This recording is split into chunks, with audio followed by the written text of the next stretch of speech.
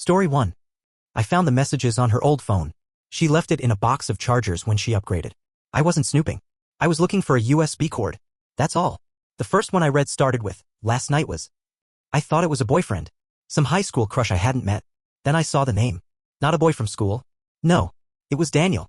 My nephew. My sister's son. He's 19. She's 17. I reread it 3 times, hoping I was misunderstanding something. An inside joke, maybe? A cruel prank. But the thread was long, weeks of messages. Photos. Nicknames. Voice notes where they whispered things no family should whisper. I sat on the edge of my bed and felt my stomach twist like it was physically trying to get rid of the truth. I couldn't move for 20 minutes.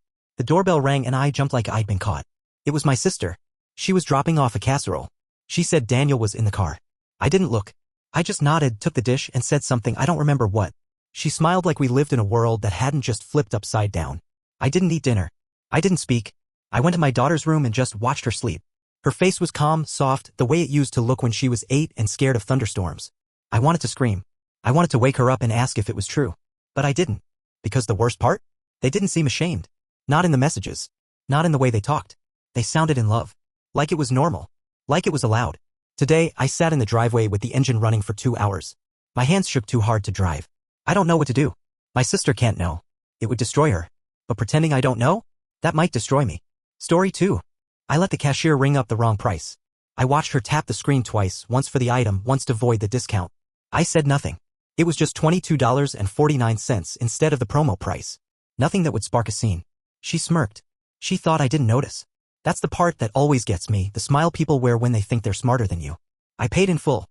Took the receipt. Walked out without a word. Then I drove around the block, parked, and came back. This time, I wore my other jacket, the one with the badge clipped inside. Because what she didn't know is that I'm a consultant. Not the corporate kind. I get hired by big box retailers to test employee integrity. I ghost shop. I evaluate. And when I see theft from customers or from the company, I report it. That little $4.50 lie? It just cost her a job. But that wasn't the end. When I returned the next day as myself, no badge, no jacket, there was a new girl behind the register. Same dead stare, different name tag. I asked if Amanda still worked there. She blinked. She quit. They always say that. Makes it easier for HR. That night, I found her on social media. Easy enough, her name was on the receipt. She'd posted about toxic customers and unfair management the week prior. She had a boyfriend. A dog. A gym check-in streak. I made a new profile. Sent her a job opening link for a customer service advocate at a high-end retailer. Same company I work for, different branch. She applied. She interviewed. She got the job. Then on her 3rd day, I walked in wearing the consultant badge again. Sat in the break room while HR pulled her aside. She didn't look smug then. I didn't smile. I just observed. Sometimes people need a mirror. Sometimes the mirror has teeth. Story 3. This morning I sold my old phone to a guy from work named Sam. He's one of those people who's always between paychecks but still manages to have the latest shoes and vape gear. We talked a few times, mostly in the break room, where he complained about how tech companies are ripping people off while sipping a $6 energy drink. I was upgrading anyway. My old phone was a little scratched, a little slow, but it worked. I factory reset it in front of him. He checked it, unlocked it, scrolled, made a call. Everything worked. He handed me $120 in crumpled bills, then made some joke about getting a deal from the tech wizard. I laughed. We shook hands. 8 hours later, he texted me from another number. Dude, phone's broken. Won't even turn on. Refund me. I stared at the message. Blinking. Confused at first. I asked what happened. He said he barely used it, then it just died. I asked if he dropped it. He said no. But I've seen how Sam treats things. His work laptop looks like it's been through a natural disaster. His desk has coffee rings and ashes burned into the surface. He once microwaved noodles in a foil container. That's who we're talking about. Still, I felt a flicker of guilt. So I asked calmly if he could bring the phone back so I could take a look. He left me on read for 3 hours. Then he messaged, too late. I already tried to open it myself. Couldn't fix it. Tried to open it. That's when the guilt vanished. I told him I'd sold him a working phone. That he tested it. That we shook hands. That I wasn't a refund service. He went silent for a bit. Then the messages started. Wow.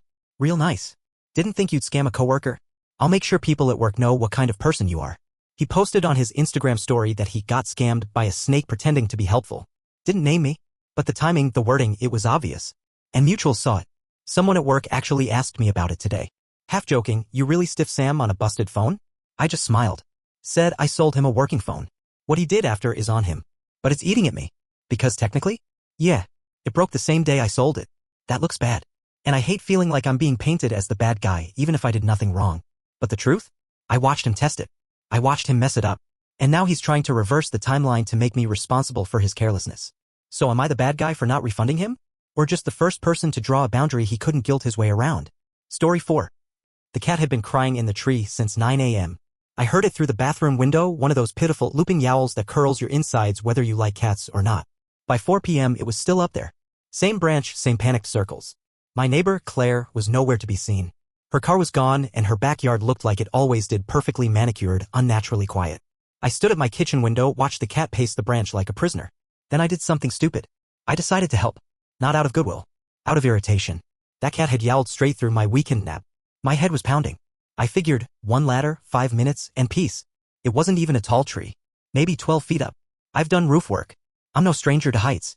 I climbed up with a towel, gently coaxed the fur ball onto my shoulder, and climbed back down with her claws dug into my jacket.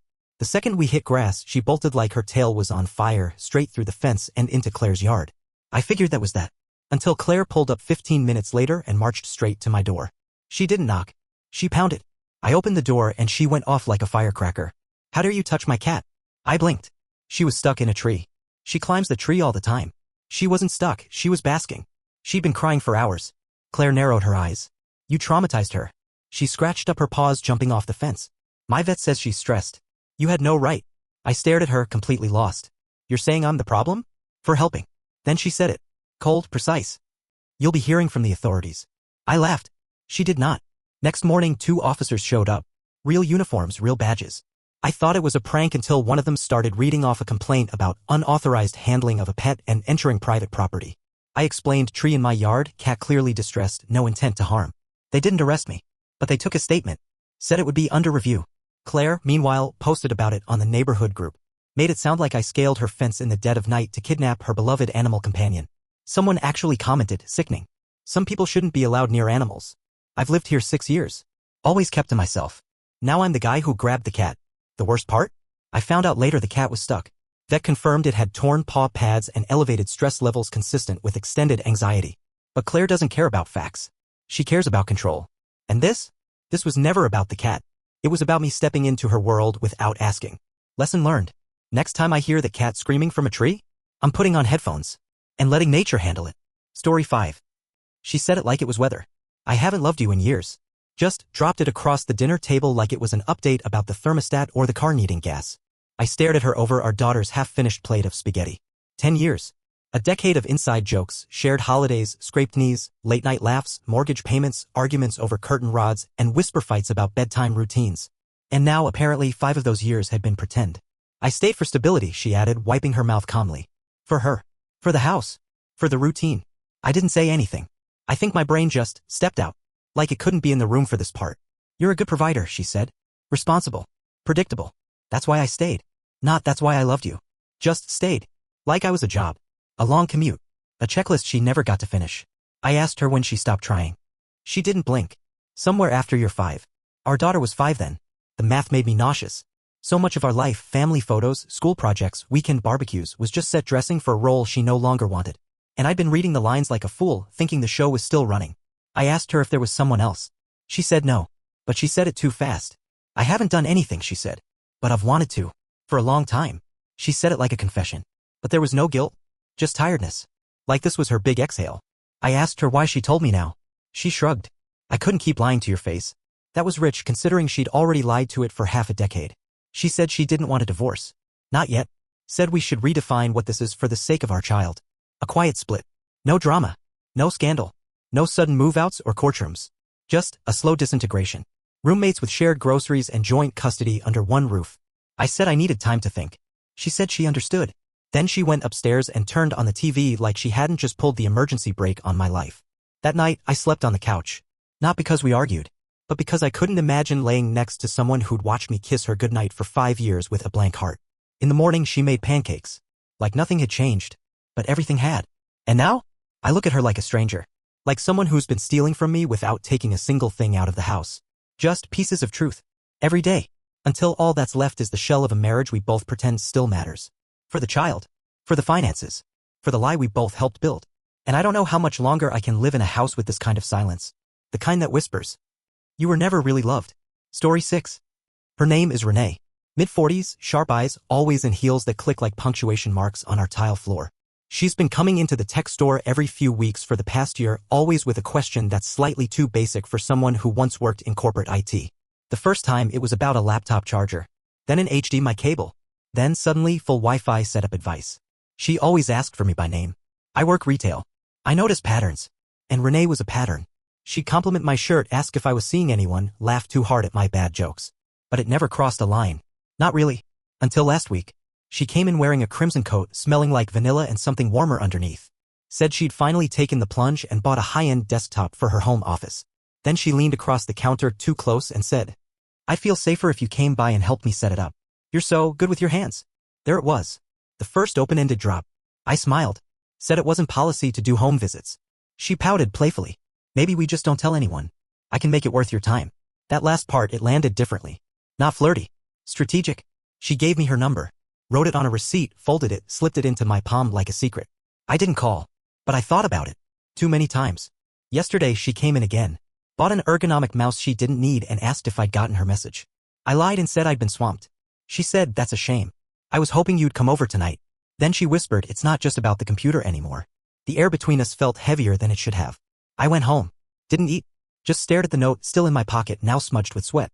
I'm not married. I'm not in a relationship. But something about it all felt wrong. Like stepping into a room you're not supposed to be in. Like something was waiting for me that I hadn't agreed to face. And yet, I couldn't stop thinking about it. So tonight, I'm going. Not because I expect anything, but because I need to know what she meant, what she thinks I am, and what I'll do when the moment arrives and there's no register between us. Story 7. Okay, so I need serious help. Tomorrow I have a first date with a woman I met at a bar last weekend. I was very not sober, but somehow I ended up being bold, funny, and according to her, unforgettably weird in the best way. Her words. She gave me her number. I didn't believe it was real until we actually texted the next day. Here's the problem, this woman is way out of my league. She's gorgeous. Like, can turn heads in a crowd gorgeous. She's got a career, speaks 2 languages, volunteers on weekends, and somehow still found time to make me laugh until I nearly choked on my drink. Meanwhile, I work retail, live in a tiny apartment, and own exactly 1 pair of shoes that isn't held together by duct tape and hope. She wants to meet up for coffee and see if I'm that bold when sober. Which I'm not. So how do I not mess this up? How do I go from charmingly offbeat bar guy to someone she might actually want to see again? I've been running through every possible conversation scenario, overthinking every shirt I own, and staring at my phone like it's going to text her better things than I can come up with. I've never felt this out of my depth. But I don't want to flinch out of fear, either. Any advice from people who've been in this situation? Please help me not screw this up. Reader responses. Reddit user 1. Just be real, dude. She agreed to the date. That means something. Don't try to become bar version 2.0, she's meeting you, not a character. Reddit user 2. I married a woman I thought was out of my league. Guess what? That's not a real thing. Confidence isn't pretending to be perfect, it's showing up anyway. Reddit user 3. We're something clean. Ask more questions than you answer. Listen. Laugh. And don't treat it like a job interview. She already likes you, weird, bold, duct-taped shoes and all. Story 8. It started as a joke. At least, that's what I thought. My dad would forward me blurry memes about the moon landing being fake or how birds are government cameras. I used to laugh, send back an eye-roll emoji, and move on. But over the last few years, the jokes have stopped. And the tone has shifted. He's serious now. Dead serious. Flat Earth. Secret moon bases. Shadow cabals controlling food prices. He's got folders, actual printed binders, full of grainy screenshots and highlighted articles from obscure websites. He quotes sources I've never heard of. He believes the horizon is a lie. I'm not exaggerating. Family dinners used to be about football, old movies, stories from his job at the plant. Yeah? It's lectures. Charts. Global maps printed upside down and corrected for truth. He used to be curious. Now he's convinced. And lately it's become personal. He started calling me asleep. Says I'm drinking the mainstream potion. That I've been trained not to see. He stopped asking how work is. Instead, he asks if I've checked the sky patterns lately. He tried to show my son a documentary about how gravity is fake. That was the last straw for my wife. She won't bring our kid to visit him anymore. Says it's not healthy. And I can't argue with her. But it's my dad. I grew up thinking he was the most grounded person I knew. He taught me how to fix a leaky faucet, how to balance a budget, how to hold the flashlight steady while he worked under the hood. And now he's emailing me links about how the sun is a projection. I tried to reason with him. I showed him scientific studies, diagrams, even brought him to a planetarium. He told me it was theater for the masses. I can't listen to him anymore. Not because I'm angry. Because it hurts. It's like watching someone slowly step through a door that only opens one way into a world where no one can follow. Where every disagreement means betrayal. And every fact is just another illusion. I miss him, but I don't know how to talk to the version of him that's left. The man who raised me feels like he's gone. And the one who replaced him thinks I'm the one who lost touch with reality. Story 9. He called it a junk gift. Literally said, take it or leave it, I'm too lazy to fix it. It was his 2006 Civic sitting flat-tired in his driveway with a half-missing bumper and a check engine light that had been glowing since last Christmas. My brother had already bought himself a new SUV. Said he was done dealing with cheap metal headaches. I'm not made of money. Rent's tight, my job's hourly, and Uber Eats was eating up half my paychecks just getting me to work. So yeah, I took the car. Didn't say thank you. Didn't need to. I spent that weekend under the hood. Busted radiator hose, loose serpentine belt, gummed up plugs. I got the parts secondhand, scoured 2 salvage yards, and tightened most of it with zip ties and shear will. $80 total. Half of it paid in sweaty bargaining with an old guy named Lou who still runs a cash-only scrap lot like it's 1973. By Sunday night, it was purring. Not showroom quality, but roadworthy. Mine. I posted one photo, just one, of it clean and running on my story. Runs like a dream. That's when the text started. From my brother. Wait, you fixed it? I told him yeah. Took a couple days and some elbow grease. Nothing crazy. Then came the kicker. I want it back. You tricked me. I thought it was a lost cause. Tricked him. I reminded him, he gave it to me. Called it garbage. Told me flat out he didn't want it. Now that it's running, suddenly I'm a con artist? He got nasty real fast. Said I took advantage. Said I robbed him of a working car. Called mom and made a whole drama out of it. She texted me with that classic parent-neutral tone, maybe you two can talk it out? There's nothing to talk about. I spent hours in the cold, hands raw from busted clamps and rusted bolts. I didn't wave a wand, I worked. But now that he sees it running, all he sees is regret.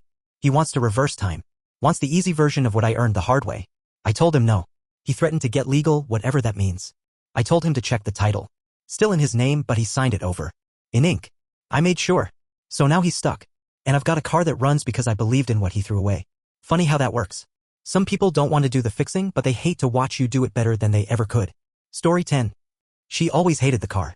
The 72 Dodge Dart I'd spent 7 years restoring in the garage. It wasn't flashy. It wasn't fast. But it was mine. The first thing I ever bought with money I actually saved. Not a loan, not a gift earned. I called it a project. She called it that rusted heap. But I never thought she'd do something about it. Yesterday, I came home from work and the garage was empty. I thought maybe it got stolen. Panicked. Called her. She answered like nothing was wrong. Oh, that old thing, she said, breezy. I had it taken away. Silence. Taken where? I asked, every syllable sharp. The dump, she said, like it was obvious. It was garbage. I couldn't breathe. Not from anger. From disbelief. You, what? She sighed. It's been sitting there for years. It doesn't even run. You spend more time polishing it than you do with me. I called a junk service. They towed it this morning. I drove straight to the dump. Explained this situation to a guy in a neon vest who looked at me like I'd asked for a time machine. Brown Dodge, he asked. Yeah, that got crushed. Fast-tracked. Fast-tracked. Turns out she didn't just dump it, she paid extra to have it scrapped that day. No waiting. No second thoughts. I stood there on the asphalt lot looking at a flattened pile of metal that used to be mine. The VIN number still barely visible like a ghost under the weight of a stranger's decision. That night, she tried to justify it. You were obsessed, she said. It was like a third person in our marriage. I told her she destroyed private property. She laughed. What are you going to do, sue your own wife? I didn't answer. Because I already had. Filed the next morning. She signed no title transfer. No release of ownership. She had no legal claim to that vehicle. And vintage restoration cars? They're assets. Valued, appraised, and insurable. I have receipts. Photos. Proof of purchase. Before and after restoration shots. She thought it was just some sentimental hunk of metal. She didn't realize it was worth $43,000. Yeah? She's panicking. Her lawyer reached out today. Wants to discuss alternatives. But I'm not budging. Because this wasn't just about the car. It was about control. About her deciding that my joy didn't matter if it didn't serve her directly. So yes, I'm suing her. Because maybe the judge won't just see a crushed Dodge. Maybe they'll see a crushed husband too.